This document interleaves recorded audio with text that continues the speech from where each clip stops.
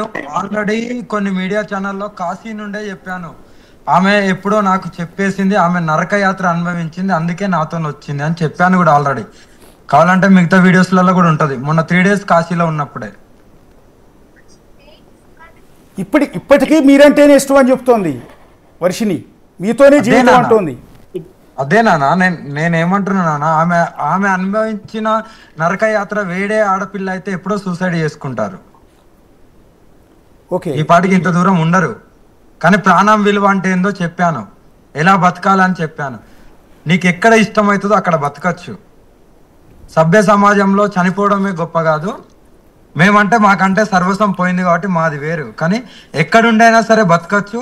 ఆ బతుకులో నీ ఆనందాన్ని మాత్రమే ఎత్తుక్కోవాలి. ఎవరో ఆనందం ఇస్తాడు, లేకుంటే ఎక్కడికో పోతే ఆనందం దొరుకుతానే భ్రమ అని చెప్పాను. అప్పటి నుండే ఆమె రిలీజ్ అయింది. అవును కదా, జీవితం అంటేనే ఆనందం, ఎప్పుడు ఎవరు ఉంటామో ఎప్పుడు ఎవరు పోతామో తెలియదని నాతో పాటు వచ్చేయడం జరిగింది. ఇప్పుడు మీరు పెళ్లి చేసుకున్నారు, ఇక జీవితం ఏదైనా సరే కడదాకా మీతోనే ఉంటాను అంటుంది. మరి మీరు కూడా అమ్మాయిని స్వీకరించడానికి సిద్ధంగానే ఉన్నారా? 100% స్వీకరిస్తాను నాన్న. అంటే బేసిక్గా అఘోరీలకు వివాహ సంబంధాలు ఇలాంటివి ఉండవని అంటారు కదా. ఎవరన్నారు నాన్న? మీరు ఒకసారి అఘోరీస్ మ్యారేజ్ అని కొట్టండి, ఎంతో మంది చేసుకున్నారు. ఓకే, చాలా మంది మ్యారేజ్ చేసుకున్నారు. దేని గురించో మ్యారేజ్ చేసుకోలేదు, ఒకరు తోడు కావాలని చేసుకున్నారు తప్ప ఇంకోటి ఆశించి అయితే ఎవరు చేసుకోరు. తిరుచిలో ఒక మణికందన్ అని ఒకరు ఉన్నారు, ఆయన రీసెంట్ గా ఒక 6 months బ్యాక్ పెళ్లి చేసుకున్నారు. ఇప్పుడు ఈ ఆడపిల్ల అయితే ఎవరు ఉన్నారో, వర్షిని ఉంది కదా, వర్షిని ఇంతకు ముందు చేసిన అఘోరి ఉన్నాడు కదా, రాజేష్ నాథ్, ఆయన కూడా మ్యారేజ్ చేసుకున్నాడు, అతనికి కూడా పిల్లలు ఉన్నారు. అదే పాయింట్ నేను అంటున్నాను. కాదండి, ఇప్పుడు మీరు చెప్పిన పేరుల్లో ఉన్న వాళ్ళంతా కూడా, నేను మళ్ళీ మీరు బాధపడకూడదు, వాళ్ళంతా మగవాళ్ళు, వాళ్ళు పిల్లలు, వాళ్ళ వల్ల పిల్లలు పుట్టే అవకాశం ఉంది కాబట్టి పెళ్లి చేసుకున్నారంటే అర్థం ఉంది. ఇప్పుడు మిమ్మల్ని పెళ్లి చేసుకోవటం వల్ల అమ్మాయి ఏం సుఖపడే అవకాశం లేదు. అంటే సహజంగా అందరు అమ్మాయిలాగా పిల్లల్ని కనే అవకాశం కూడా లేదు కదా అంటున్నా. నానా, ఇక్కడ మీరు అనుకునే కోణంలో సుఖానికి అవసరం లేదు, ఆనందం కావాలి. ద లైఫ్ ఈజ్ బ్యూటిఫుల్, అది ఎక్కడ ఆనందం దొరుకుతానే కావాలి. హ్యాపీనెస్ అంటే ఒక ఫిజికల్ వల్ల వచ్చే హ్యాపీనెస్ కాదు, ఇక్కడ ఎత్తుక్కోవాల్సింది అది కూడా కాదు.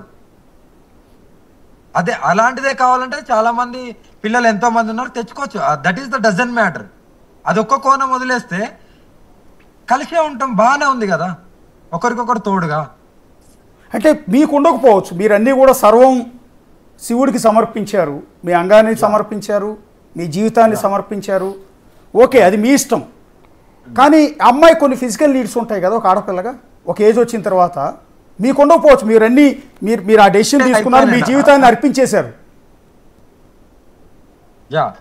అమ్మాయి కూడా అర్పిస్తా అని మాట ఇచ్చింది కాబట్టి, అన్నిటికీ ఆమె కట్టుబడి ఉన్నది కాబట్టి.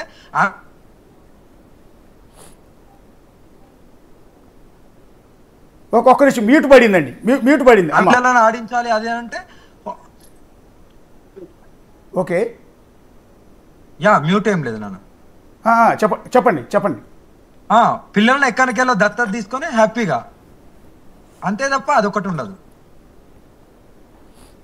అంటే ఇప్పుడు అమ్మాయి అంటుంది ఏంటంటే, అసలు ఎందుకమ్మా, నేను అడిగా, మీరు చక్కగా ఒక మగాడిని చూసి పెళ్లి చేసుకుని పిల్లలు కానీ హ్యాపీగా ఉండొచ్చు కదా అమ్మా అంటే, నాకు వద్దండి, ఆ సుఖాలు నాకు అవసరం లేదు, ఆ పిల్లలు నాకు అవసరం లేదు, నాకు అఘోరి అమ్మలో ఒక స్వచ్ఛత కనపడింది, ఒక నిజాయితీ కనపడింది, ఆమెతో నేను హ్యాపీగా ఉంటాననిపించింది, అందుకని నేను ఆయన చూజ్ చేసుకున్నాను అంటోంది. అంతే కదా, ఎవరు ఎప్పుడు ఎలా మారుతారో, ఎవరి డిసిజన్ ఎవరి తోడు ఉండాలనేది ఉంటాం. ఇక్కడ ఆడనా మొగన అనేది జెండర్ది సమస్య కాదు, కలిసి బతికేది అనేదే సమస్య. సొసైటీ